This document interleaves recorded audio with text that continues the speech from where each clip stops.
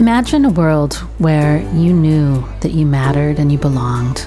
The people cared about you because we were so darn good at listening to one another, no matter how different we are. That is what Sidewalk Talk is doing by putting listeners on sidewalks all over the world so that we can practice the art of connecting. Join me, founder and director Traci as I interview experts on the fine art of human connection and interview some of our volunteers who've been listening on the sidewalk and even some of the folks that we've listened to. And if you want to volunteer, consider joining us at sidewalk-talk.org.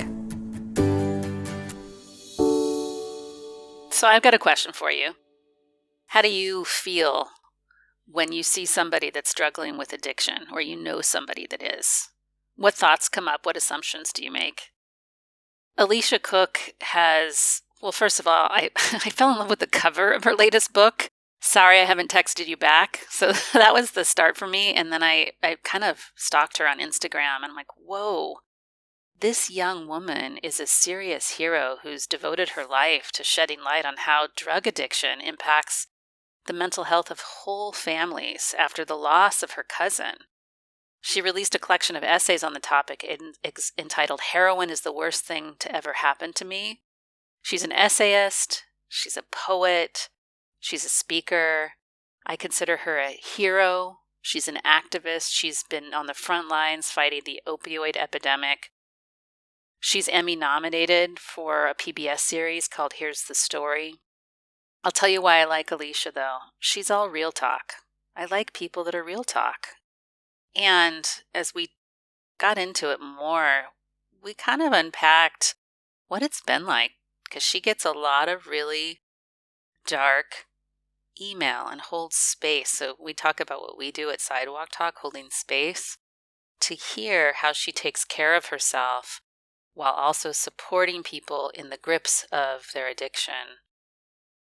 It's profound. It's profound. And I hope that you want to champion her. And she really fell in love with Sidewalk Talk. She said, I don't take a lot of requests for interviews. I'm very careful. And I just fell in love with what you guys are doing. So I hope for you that are listening, that are Sidewalk Talk listeners, listen all the way through to hear Alicia's gratitudes for those listening on the sidewalk.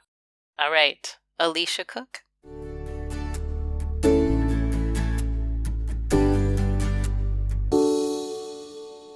Alicia Cook, I am really excited to introduce the Sidewalk Talk family to your work, because what I'd shared with you prior to us getting on live was that we, from listening on the sidewalk, face addiction every time we're out there. And the work that you're doing in the world really moved me. So tell everyone that's listening what you do and how this started for you. This sort of expertise, really, and advocacy and activism on behalf of people that have been struggling with substance abuse and addiction. Thank you so much first for having me and for inviting me on your platform. I think what you guys do is so necessary and unique. So I'm honored to be a guest. My name is Alicia Cook, and I am a writer from New Jersey, and I advocate for families that have been impacted by drug addiction. So these are usually the unsung stories of drug addiction. Usually you hear a lot about the person who struggled with the addiction, but what you don't, at least when I first started, what I didn't really hear much about was the family and how they were impacted by having drug addiction, not only just literally in their home, but coursing through the bloodstream of someone that they couldn't possibly live without, that they just loved so much. And watching that deterioration that drugs make and have on a human body, both mentally and visibly, physically. So many years ago, my cousin Jessica and I were the same age. And now I am 10 years older than her because she died of a drug overdose when she was 19 and I was 20. And that's really what set me on this course. I dedicate a lot of what I do to my cousin, who could not be here today, but is the reason why I do what I do. There are so many people that are in my shoes. But for a long time, I felt like very isolated. I had lost not only my cousin, but a friend, a peer, a mirror image directly in my family. And really, I just started writing about what that was like for me and my family. And one of the first essays I ever had published was called Lessons I Learned from Someone Who Was Addicted to Drugs. And that exploded on the internet. And I had people reaching out to me and saying, oh my God, I thought I was the only one. My brother, sister, cousin, friend, neighbor, parent, you name it, is addicted to drugs, and it's killing me. So I realized that there wasn't a voice for these families, and I inevitably, seemingly became that voice. And here I am. Yeah. Well, first I want to say I'm even though it's been a while, it feels like we should honor your cousin, and I want to say sorry for her loss. And you know what came up in me as you sort of mentioned her? Clearly she was someone that mattered a lot to you, because now so many years of your life have been devoted to this cause. Can you tell me a little bit about your fondest memories of her, and can we bring her alive as a way to honor her a little bit? Yeah, I would love that. And I think that my aunt and uncle, her parents, would love that as well. And they usually listen to my stuff. So Jess Cook was a very smart, creative, pretty person. She was more outgoing than I am. She was braver than I was at the time. I looked up to her in some aspects of how she always would just put herself out there, even at a young age. I remember holidays with her very vividly still. I remember moments that were just mine and hers that I still kind of keep to myself, right before she passed away, phone calls we had and things like that. But she was just a wonderful, quirky person with a great personality, a great laugh. And it really sucks that we lost that.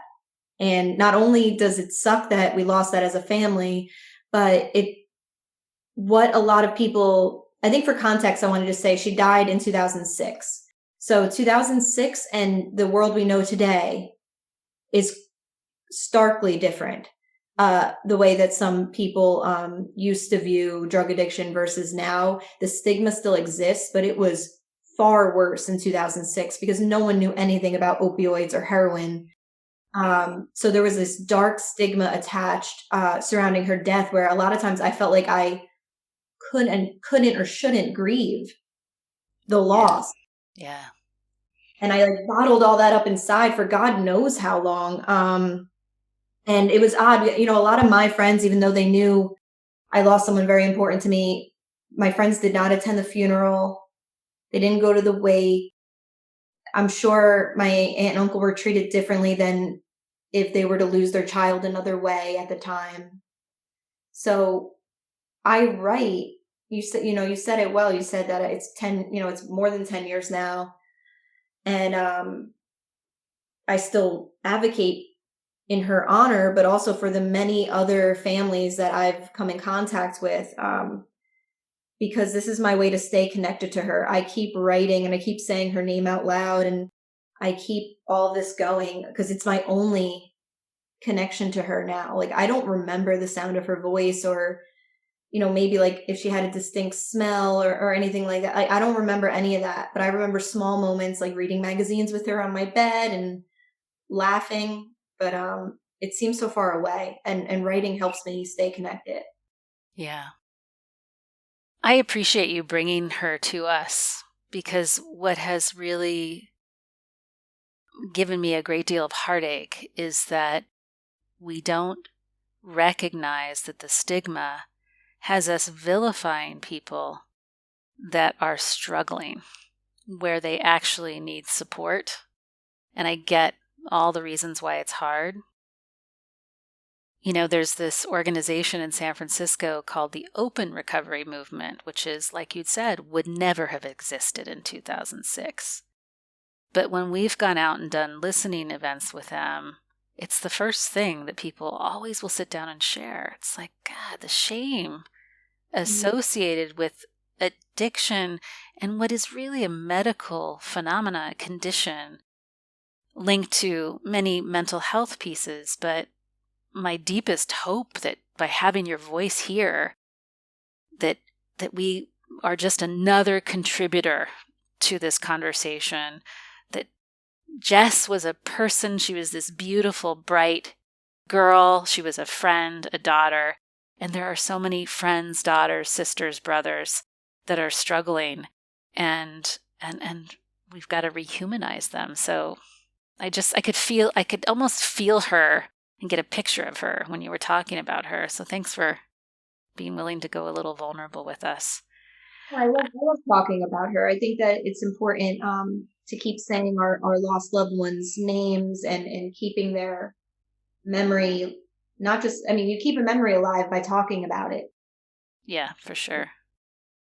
So I want to learn something from you, because I have a fantasy that on this long journey that you've been on, you've learned some things, right? About what we're doing right, what we're doing wrong, and what we could do better. And what have been the biggest lessons for you as you've opened your heart to so many of these families and people that reach out to you?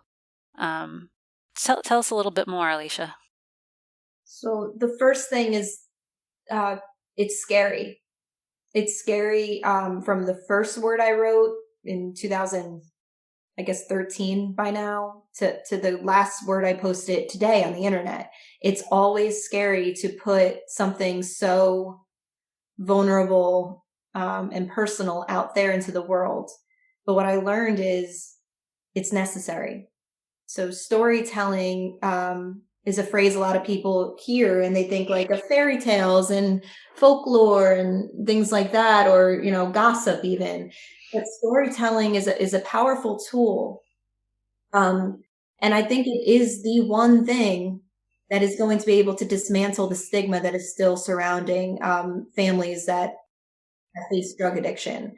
I think all the science in the world, because there's more science now and there's more data now that proves beyond a shadow of a doubt that this is a chronic brain disorder.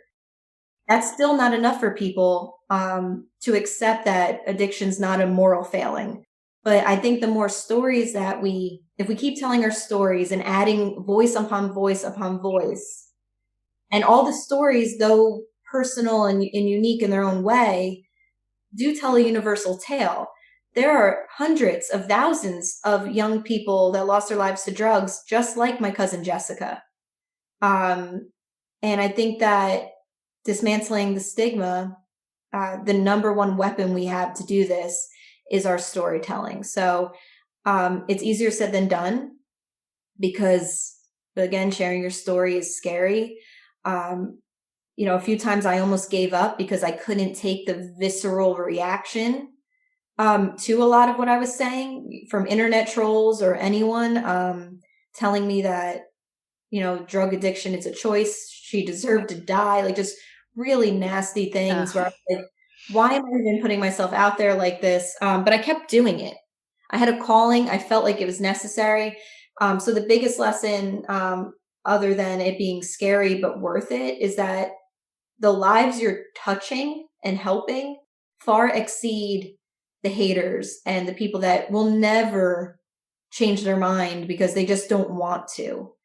And that could be said for a lot of situations in life. The good does outweigh the bad. And I want to be on the right side of history with this. And I want to be remembered as a voice that never for a second doubted that drug addiction was a disease. And it's often an ignored disease, and people are just dying around us. And I want to be remembered as a voice that tried to make a difference in all of that grief. Yeah. What are some of the stories that have touched you the most?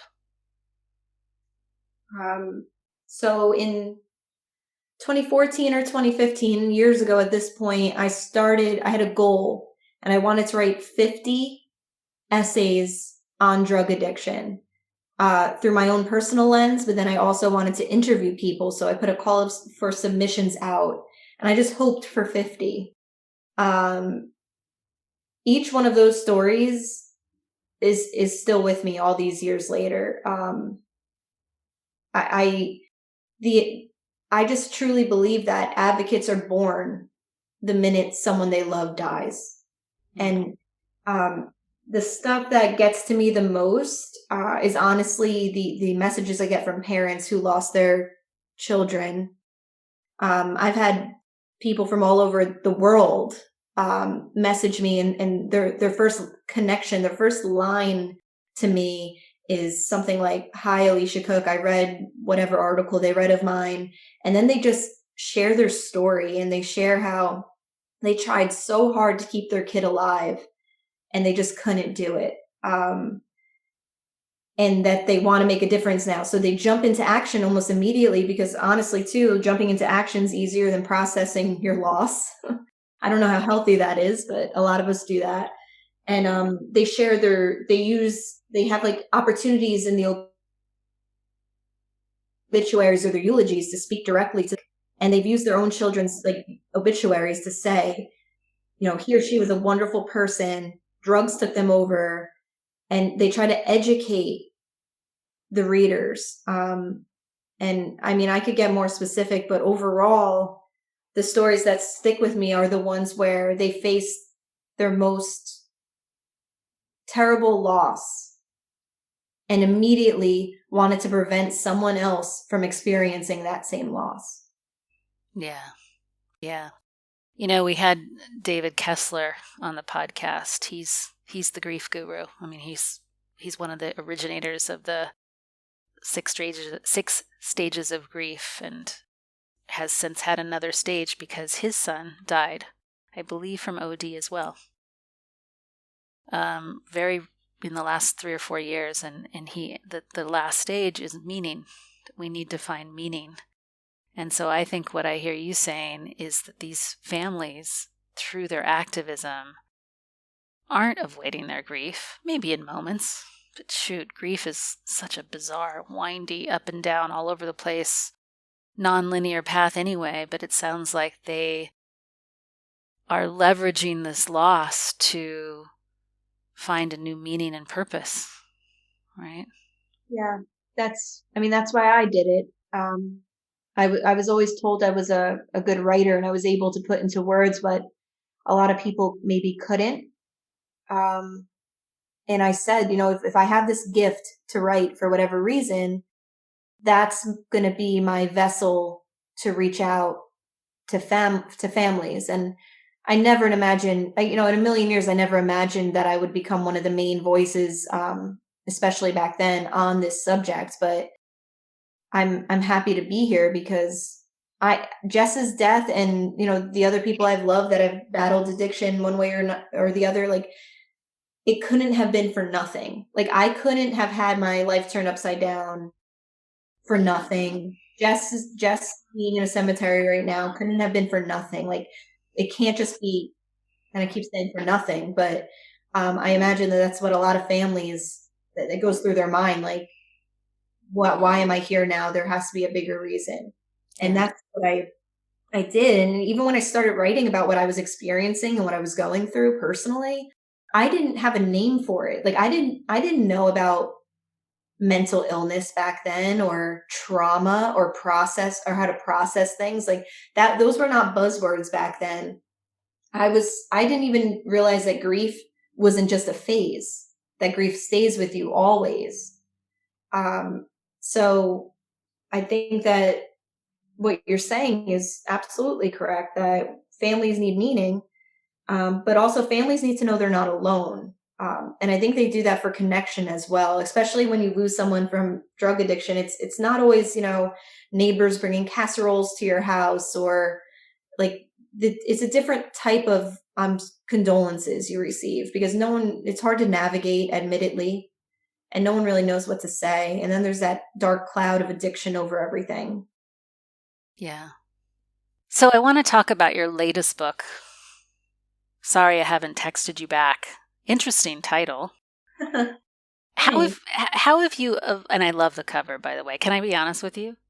That's how Sure. I found you. I went, what is this? I love this cover. I got a mixtape. This reminds me of junior high school. I mean, I know it's silly, Alicia, but I dug it. But how has your writing evolved, and what's the difference in the topics you're taking up? I imagine there's more nuance and other subtleties that you're bringing in. Tell me what your intention is for Sorry I Haven't Texted You Back. Yeah, so Sorry I Haven't Texted You Back is named after a poem I wrote two years ago, maybe, almost. I posted it on the internet and it blew up. It went viral 10 times over. It continues to go viral during certain moments in our culture, in our world right now. And it's just like a really honest, brutal, it reads like a text message, but I have parts of it crossed out. So all you really could definitely see are the pleasantries. So sorry I haven't texted you back. We all say that in some way, or sorry I haven't called you back, or sorry I didn't email you back.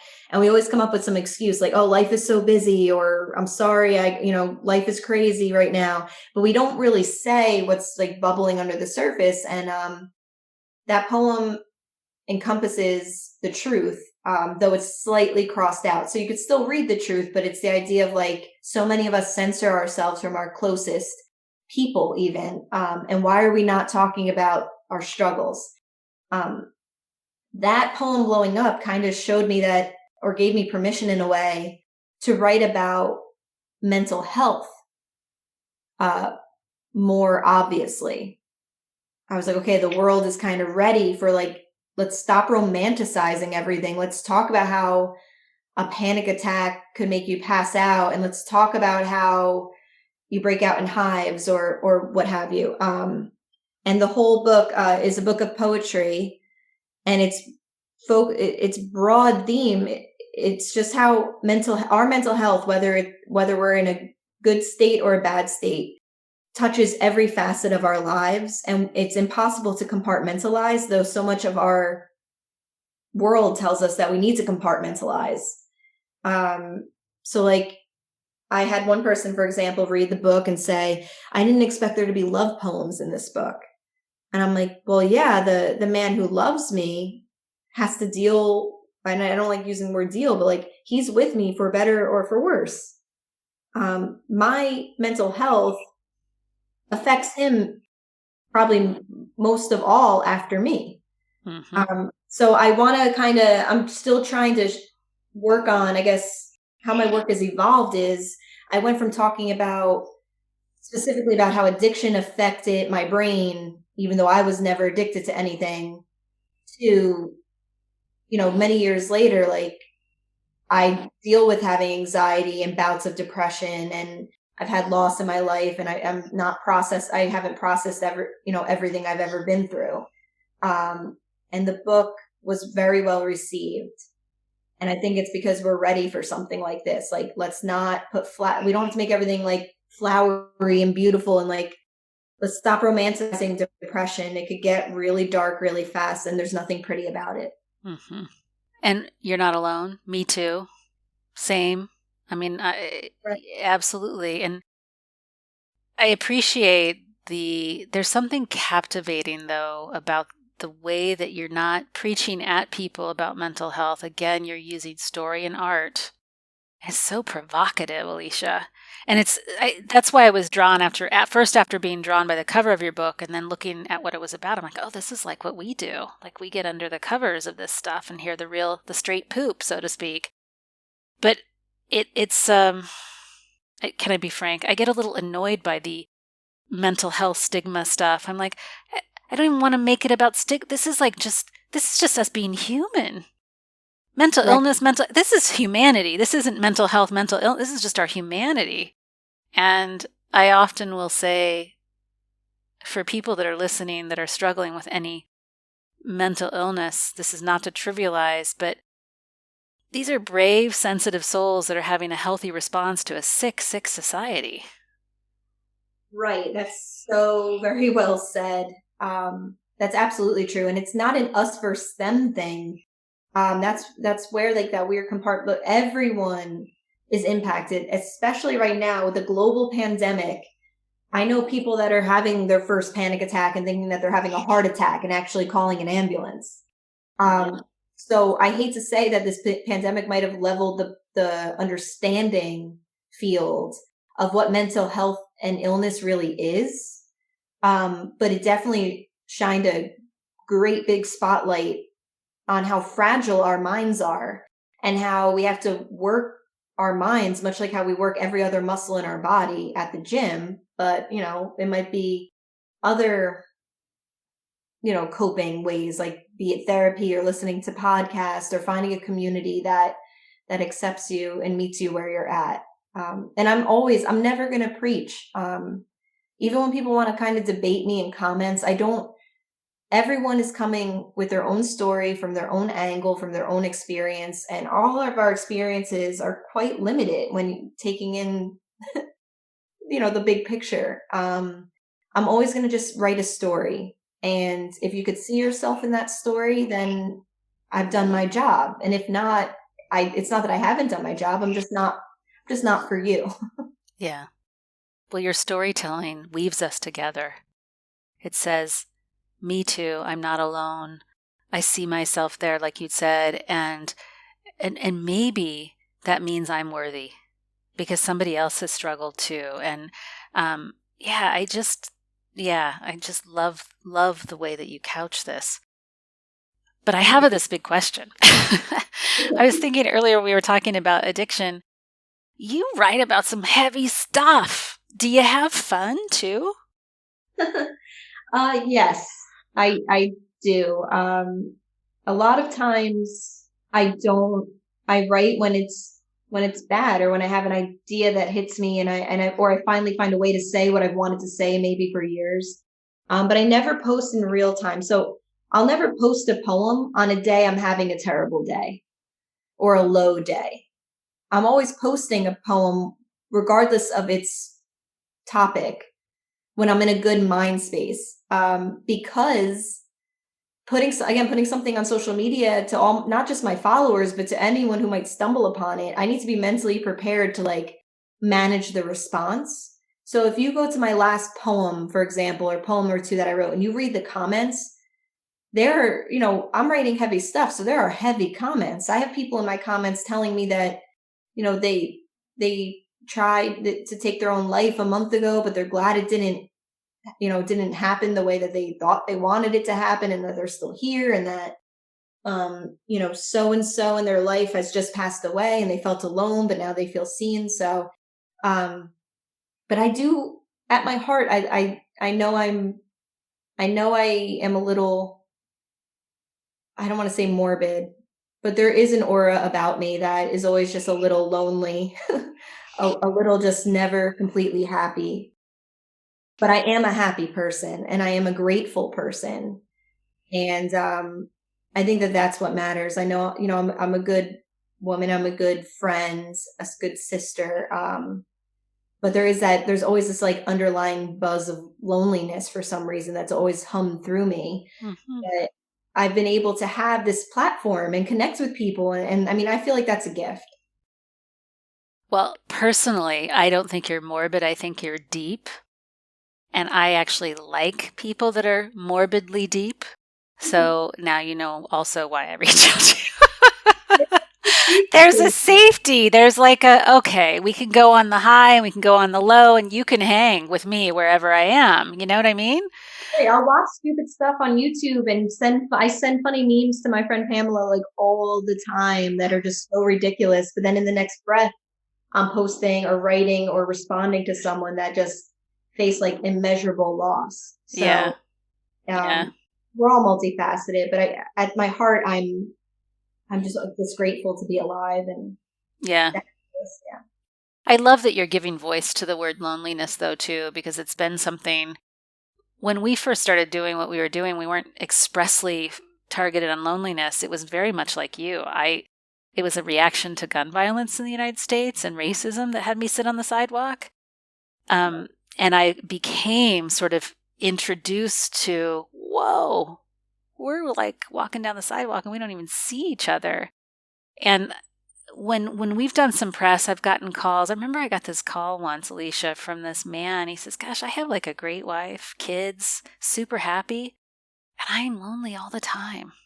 Because have you ever experienced that? And I said, yeah, I think some of us are wired a certain way. And I don't think that the way that we're living our lives is going to make it easier for us, because it's not necessarily geared towards the kinds of slowing down and connecting to our bodies, to each other, to the earth that alleviates that. But there's like this whole new stigma. So you're going to have to write your next book on loneliness. Honestly, I never even realized what you said. Just like opened my eyes to something where I think like one of the main culprits in all of this and all of our discussions, all the heavy topics, is like at our heart, there's just some kind of loneliness there. And I do feel like in this book, and sorry, I haven't texted you back. At one point, I'm paraphrasing my own work and probably messing it up, but in one point I write, you liken yourself to a failed experiment, given light eyes, but a dark mind, given friends, but kept lonely.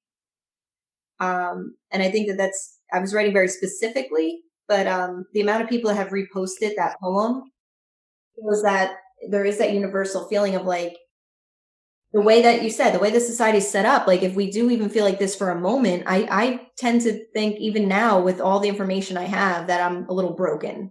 Yep. And that's not true. I'm just human, and this is just, everything ebbs. Yeah. Interesting that I'm so glad you brought that up, because now I'm going to pay more attention to that. But I think that that's intrinsically throughout most of this book. Yeah.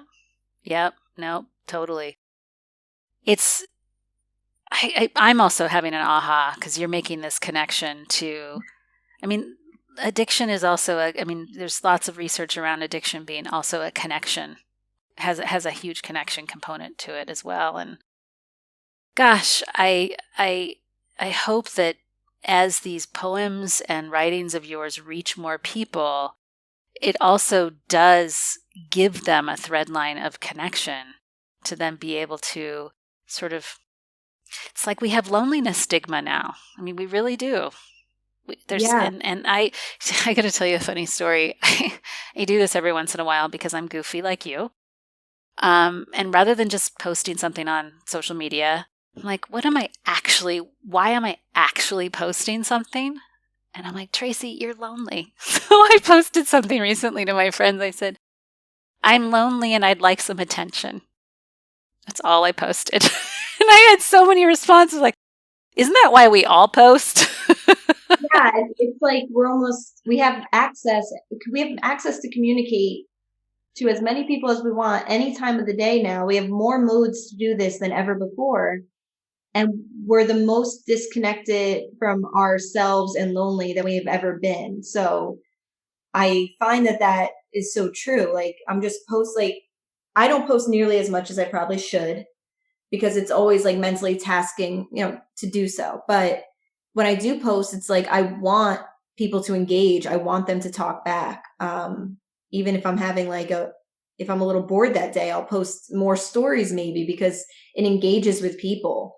And to your point with addiction being a connection issue, my one sober, warrior friend that I follow on social media, and she has a book out. Her name is Laura. She posted a quote from someone.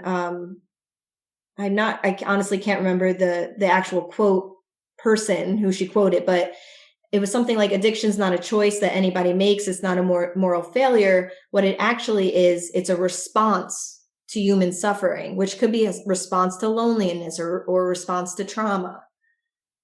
100% with you on that. Totally. Right. So I'm curious, let's be armchair like policymakers here. What the heck do you think we should be doing about this? If you and I were sitting in a room and they said, Alicia and Traci, you got to fix this for us. I mean, what would it, just no pressure, but what do you think some of the things would be that you would like to see happen? Well, we can't really talk about any type of recovery from anything without talking about the fact that like healthcare and mental health resources are not globally accessible. Yep. It's a privilege that I'm able to use my copay and go see a therapist when I want, or go to the doctor if I need to. Yep. So better access to just like fundamental resources that people need in order to at least jumpstart their recovery, I think is key. Something that is great that came out of this technology world we're in now is that there are a lot of free resources. Yeah. And people know where to look. Yep. And what's real and what's not real. But we can't talk about any kind of access to recovery without talking about the fact that access isn't granted to everyone and that it is a privilege to be able to access that. Yeah. Spot speaking, on. Yeah. Speaking specifically about drug addiction, I've heard from countless parents, like more that if I told you how many, if I counted, it would break your heart, how many of their kids woke up one day and said, I'm ready to get better. And they called rehabs within like X amount of miles that may or may not have been in their HMO, their healthcare insurance or whatever, and there were no beds available. Yep. And their kid died waiting for a bed in a rehab. We need more access. When someone wants to recover and wants to begin that journey, whether it's rehab or, any other thing that might be used that's similar across the globe, there needs to be a bed for them. They need help immediately. They don't have another day, or they could change their mind, or they could OD waiting. And I've heard a ton of stories from parents that like, especially in the US, in like the Midwest states that are maybe not as progressive in the addiction field. Yeah. That like, there's just not enough beds. And then all of that, the large answer to all of that is, of course, money. Like funding is needed for all of this. And yeah, it's a lot. What would you do? Well, I would start there, actually. I mean, I look at the sort of the root causes and I think about, so we know that some of the causes of addiction is, some of it is trauma. So we want to make sure that we have mental health care and intervention much, much earlier for people that have experienced trauma or adverse childhood experiences like poverty, right?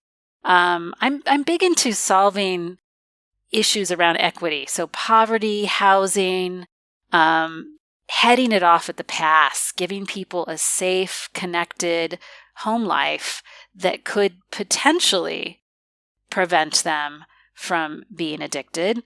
Not always, because some of us, like you'd said, we kind of, our brains are going to be wired for some of this, but certainly some of it we could head off at the pass. And then I agree. I think that access, it's not just access, it's so hard too. Even if the amount of time that some of those people that wrote to you took to even find a rehab facility. I get calls all the time from people saying, I need to find a treatment center. Where do I go? Like, I don't even know where to begin. What's the process for this to begin to start? And then finally, I do think that we have to solve the loneliness problem. We don't know how to connect anymore.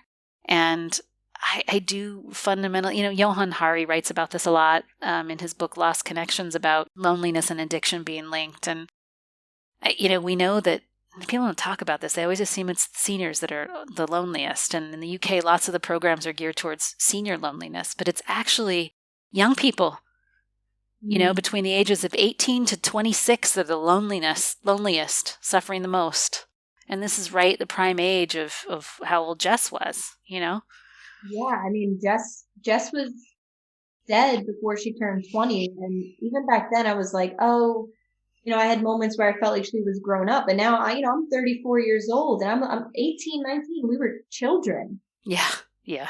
And, and for her to experience everything she went through leading up to her, her final drug use and death, it breaks my heart to think about how alone she must have felt. And what you said about families not knowing even where to look, that's such a good point, because a lot of times anyone's first experience with like addiction too close to home, you have to become an overnight expert on how to navigate that and what it means to have someone with a substance use disorder in your home, and it's hard to reconcile with like who that person was versus who they are now. And I remember talking to other people that I've cared for at the height of their drug addiction, just looking at them and being like, do you even remember who you are? Like, is that person still there? Or, so it's just like, I'm grateful that there are so many more resources readily available for families, but a lot of times people Google and the first thing that pops up is my essay. And I'm not a professional. I don't have any real resources. They're just like, they're reading it and they're feeling a connection to me. But what really should come up when they Google that stuff is like actual immediate help. Yeah. I provide solace and understanding. I can't save their kids' lives. Yeah. That's a lot of pressure for a 34-year-old young woman to be having this many people seeking you out for solace. Yeah, so what's your self-care routine? Like, how do you mitigate for that, Alicia? Well, sometimes it's non-existent. I've gotten better over the years because, like I said, like I'm 34 now, but I've been doing this and speaking, in town halls and on panels since I was like 23 years old. It's a lot. So I only post when I really truly feel like I could like I said earlier, like to manage the response. I don't respond immediately anymore to emails. Like sometimes it's, within 24 hours now, like when I'm in a good mental space to respond.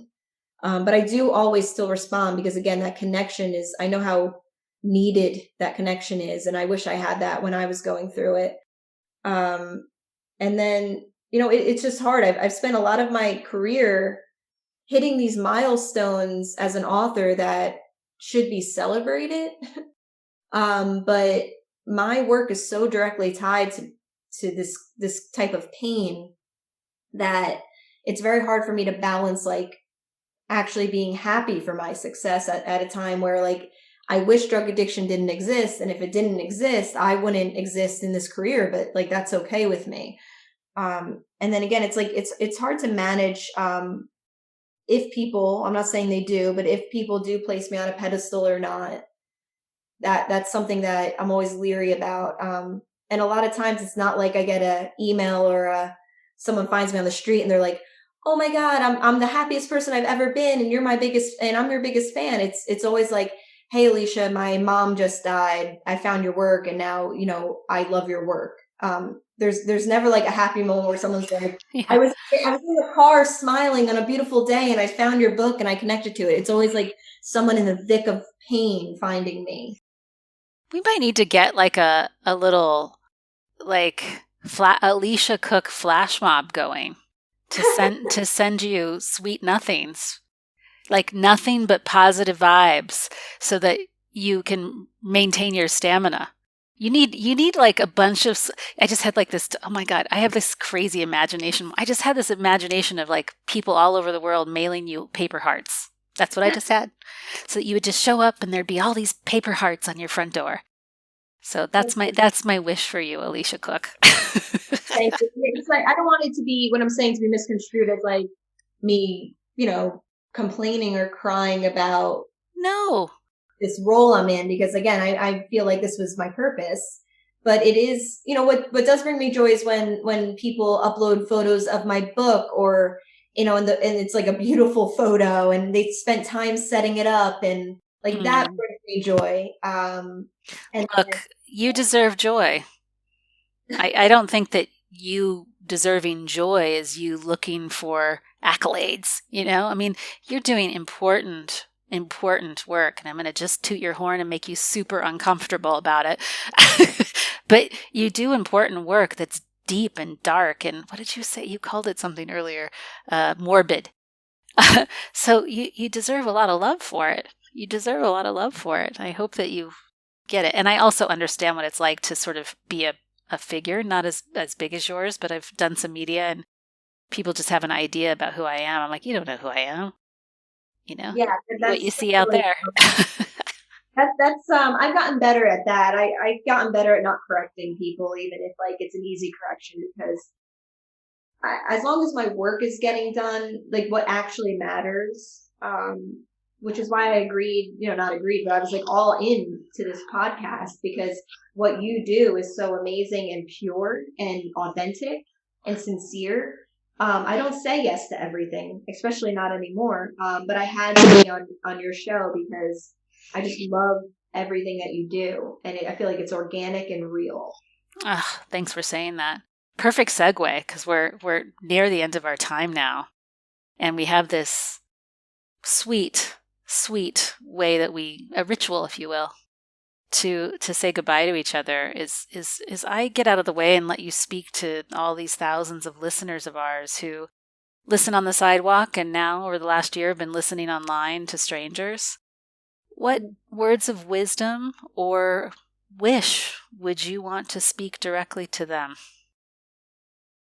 Well, I just hope that even if you feel like things can't get any worse, that things won't get better in your life, that you just hold on, because everything is temporary. Every feeling, every emotion, sometimes you just have to wait for the sun to rise and a better day to begin. But in order to do that, you really just need to hang on through what very well might be like the darkest days of your life. And since I am a writer and I have my book here, I think the best way for me to send this off is maybe to read a poem, if that's okay. Love it. So I'm going to read track 91 from Sorry I Haven't Texted You Back. The stillness inside of me is gone, leaked through my ears and tear ducts. That's what happens when the weight of the world leaves your shoulders and enters your head. I no longer can sit silent with myself. I pace, race, twitch, itch. Did I leave the stove on? Did I blow out that candle? Did I lock the door? Better go back and check. There will always be things to fix, to obsess over. The worries are infinite. The days are finite. This life, this world as you know it right now, filled with the people you love, will be gone one day. So, when you feel the sadness lingering, remember not every guiding light will glow bright. There is a lesson found in all your days, even hidden in the worst ones of your life. So carry on. Amazing. Chills. Thank you so much for being here. And for everyone listening, there are so many links to Alicia's books and her social media feeds where you can follow her. And it's just been a real honor. Thanks, Alicia. Thank you so much for talking to me today and giving me access to your wonderful community. Thank you for being here and listening to this episode of the Sidewalk Talk podcast. If you like what you heard, tell your friends, tell your family, like and comment on the podcast publisher that you're listening from, and subscribe. This will help us get the word out about changing our culture to one of connection.